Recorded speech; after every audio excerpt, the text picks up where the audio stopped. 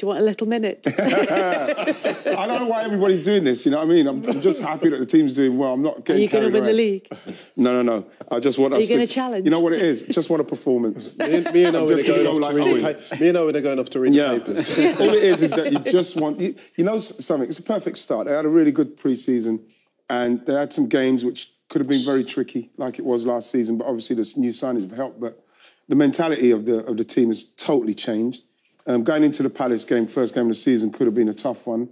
But in the end, they came through that, you know, and they've won the first 3 games. And it's just exciting because there's a lot of work that's gone on behind the scenes for Arsenal to get them to this point. And I don't think it's a bad thing for Arsenal fans to feel good about what's going on at the moment, but without getting carried away. It's fantastic. If we don't police excitement, we're all for being positive around here. Nice. Everybody knows, everybody knows how happy I am when it's going well because we've had a few years where it's not. You have to sit there listening to people talking about mentality and owners and recruitment and all sorts of stuff. And they seem to be getting it right and it's gelling at the moment, but it's 3 games in. But you also mentioned mentality. That's what Aaron Ramsdale was talking about. He said it's been a huge transformation on that side of things. I just wonder, because we were talking about Casemiro coming into Man United and what that can bring, not just in footballing terms, but in terms of his personality and how much he drives other players on. And they've done that with 2 multiple title winners in Zinchenko and Jesus at Arsenal. And I wonder how much of an impact that has had. Well, the thing is, it's the mentality of the manager as well. And then he's brought in players in his kind of image in respects of the focus of these players and the meticulous way in how hard they train and the fact that they are multiple winners. That is going to change any dressing room, especially the dressing room like Arsenal's, which got young players in it, are very impressionable. You want to have someone like Jesus and look how he plays, look at Zinchenko, how he plays, how they prepare, what they're doing.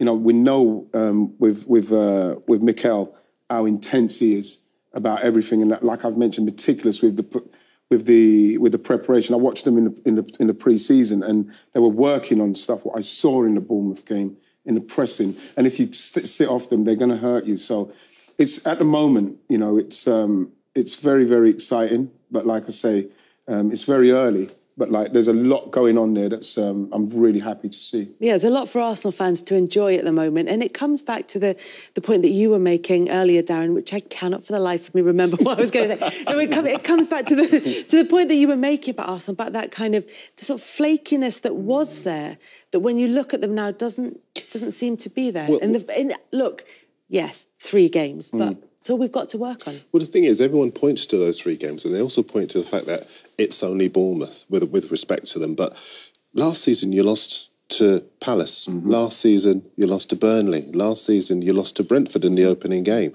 This is the kind of game you'd have dropped points in last season. Whereas when you look at the team now, there's cohesion, there's work rate, the basics are being done, and the attitude of the team is so unified. There is that cutting edge up front that I don't think you've had for many years, actually. Even though you've had the likes of Lacazette and Aubameyang, you align Jesus' work rate with his cutting edge in front of goal and his willingness to set up other players, and you have a real package there.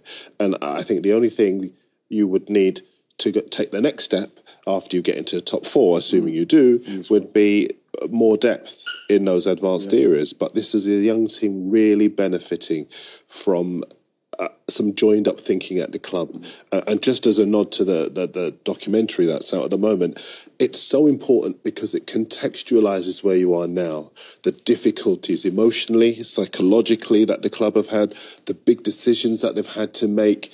We saw Josh Kroenke come to the training ground and support the manager when us guys were judging him fairly harshly in the press.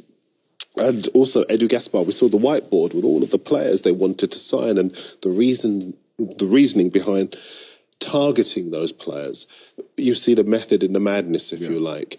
And that's why I think the documentary is important for us to understand that this hasn't just happened overnight.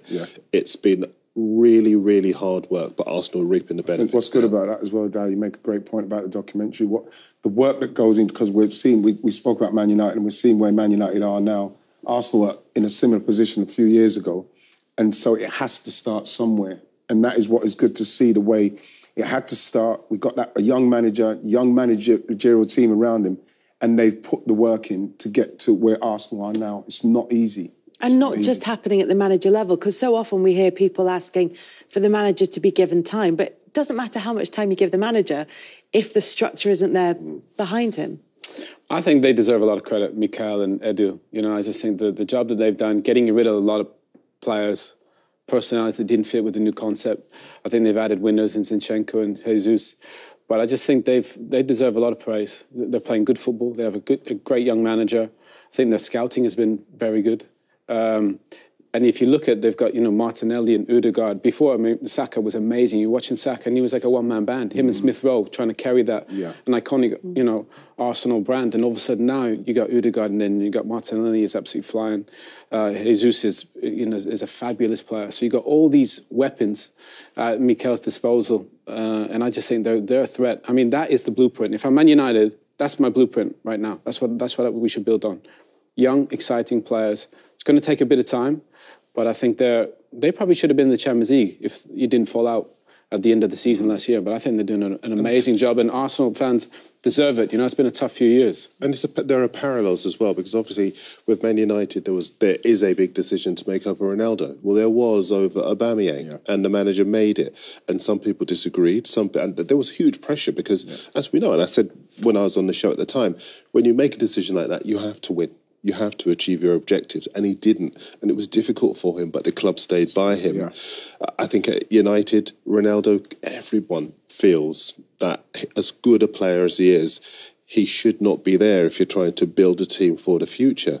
Arsenal wanted to build a team for the future, so they got rid of him and several other older senior players who perhaps were living on their past glories. Now this team is younger, more exciting, more vibrant, and you can see this team growing as a unit over the next 2-3 seasons. And if there's a player that sums that up, potentially it's Saliba, who went out on loan, and everybody wondered, why have Arsenal brought in this player? They spent a lot of money on him and they're not playing him. They don't seem to want him. What they were doing was waiting for him to reach the right level of ability for the Premier League. Unbelievable management of a young player, similar to, I'd say, Manchester City's with Phil Foden, in the way they didn't let him actually go out. They wouldn't let him go out on loan, but they just kept him with the players he was training with, and obviously he got better. But they let this guy go out on loan a few times, made sure that they signed him to contracts and kept him going. And even when last season, there was people talking about, look at Zinchenko here, look. I love that. I love that. Even when they let him go out again last season, people saying, we should bring him back. But what's happened is they loaned him out, he's gone away, he's become a French international, playing with unbelievable players, and he's come back and he's had 3 games. And yes, you know, we respect it. He's got great pace. He's got, you know, great awareness, you know, great composure. Now we've seen his great finish. But he's come back as almost like the finished article at 21. And now you're just hoping that, again, it's very early doors, but everything you've seen and signs from him up to this point, even his fantastic song he's got now, it's been really perfect. It's been perfect. So you're just hoping that it can continue. Yeah, I mean, he is a player who is benefited hugely from the patience, from the long-term vision at Arsenal. Well, I bet he didn't like it, you know, when he kept getting sent out on loan for a couple of years. You know, as outsiders, you look and think, you spent 30 million on somebody and he hasn't played for 3 years. And remember, Fofana came from Leicester at the same time. They both played together. And he came to Fofana, played straight away. Yeah. Yeah, I mean, it was, but obviously you can see now he's ready, you know, and I think he probably just wanted a chance. Arsenal probably weren't in that space where they probably could play him, and maybe Mikel thought he was going to make mistakes, but you think about with Ben White, and obviously with Ramsdale, you know, and Gabriel, there's a base there which they can build upon. Interestingly, I think, you know, for Mikel and Edu, 2 central midfield players, good central midfield players, I'd say probably the weakest part of that team right now is probably there. And I think that's probably where they got really good pieces of the puzzle. I think you could invest big on a guy there to carry you to take the next step. I think they're really close, but maybe one guy that can make a difference in that is that central midfield position, and those 2 are going to know that better than anyone. Yeah, and they'll be looking for consistency across the whole of the season, plus, as you say, keeping everybody fit and maybe tweaking come the end of the season, depending on what happens.